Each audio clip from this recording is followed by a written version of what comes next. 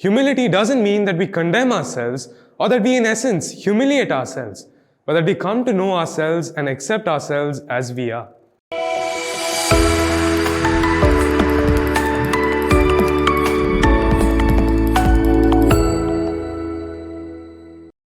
In the Gospel today, we see Jesus condemning the Pharisees for their public practices of piety.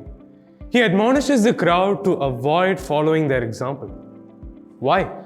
Why does he say this? Well, Jesus had nothing against them, but he opposed their piety because they were all rooted in pride. That is, the Pharisees used these pious practices as a means to boost their own identity. They base their identity and image on the titles given to them by the people. This isn't what Jesus did, because in his lifetime, there was a time when the people adored and hailed him and thought of him as a miracle worker, as a great prophet.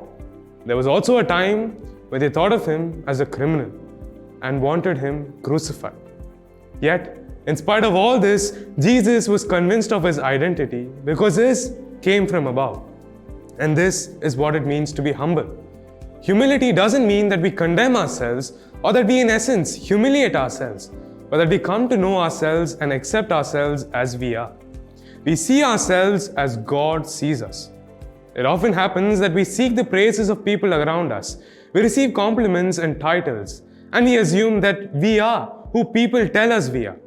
But our identity should come from above.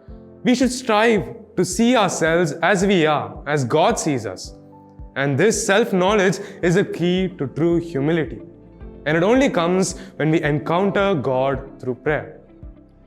Moreover, towards the end of the Gospel, Jesus also says, "The greatest among you shall be your servant."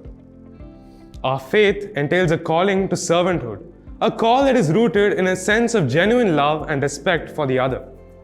And this love and respect would only become natural to us when we have a real understanding of our own person, when we are able to rise above being ego-centered individuals to other-centered persons. And this isn't something that comes naturally to us. As we reflect on the Gospel today, let us pray for the grace to have a meaningful encounter with God and gain a greater insight of our own self and develop true love and respect for our neighbors, so that we can, like Christ, become servants of one another. And let us hope in this way to grow in humility so that God may exalt us at the appointed time.